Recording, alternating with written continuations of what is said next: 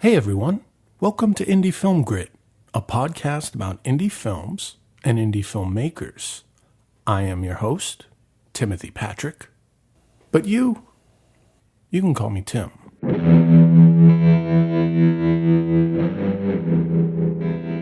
In this episode, I'm going to talk about 5 great films about filmmaking. Some deal with directors, some with producers, and some are even documentaries. And all of them are kick-ass movies. These are films that made an impression on me, and in one way or another, they have to do with filmmaking. Let's get into it.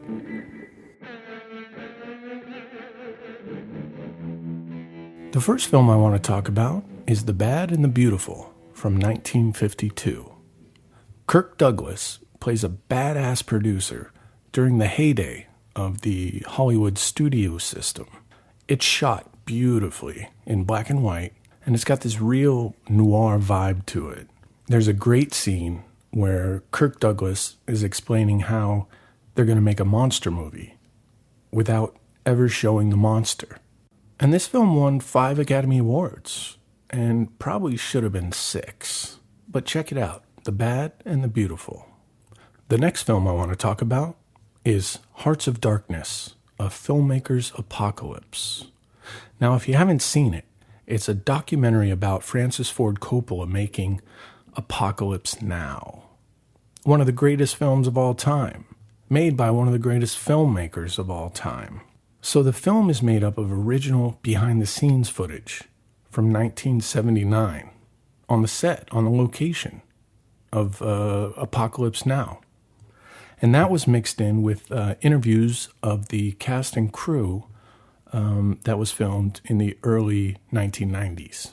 Francis Ford Coppola had to deal with so many problems, like Brando not knowing his lines, or Dennis Hopper being high as a kite, and Martin Sheen having a heart attack.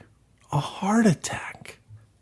So this documentary lets you see how incredibly difficult it was for Coppola to make this film.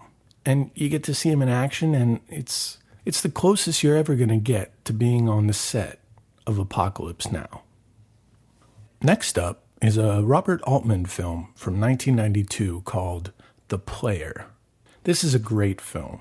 Tim Robbins plays a big-time studio executive working in Hollywood, and he starts getting death threats.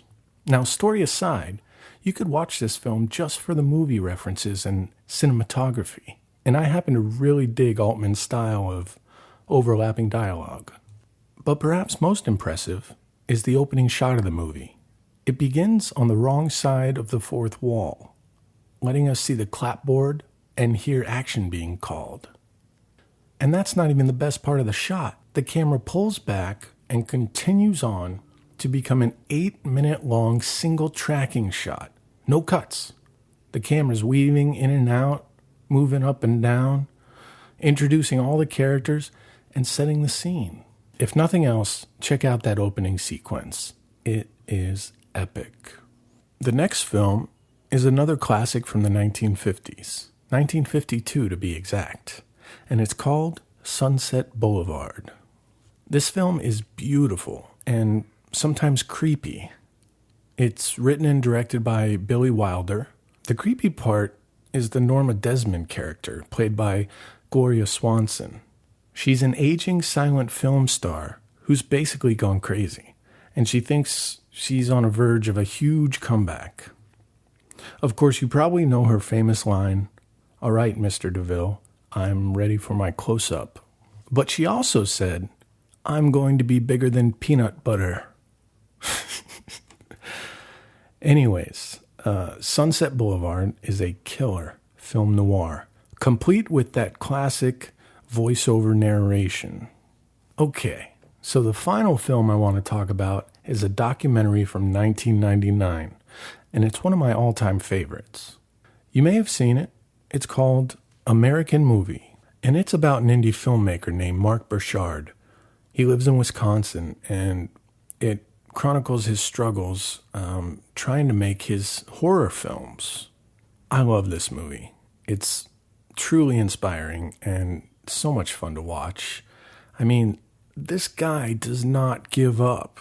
He has no money. He lives in the middle of nowhere. For me, it's a real underdog story and a story about a true indie filmmaker, a kindred spirit, if you will. Well, that just about does it for this episode of the Indie Film Grit podcast. I hope you enjoyed yourself.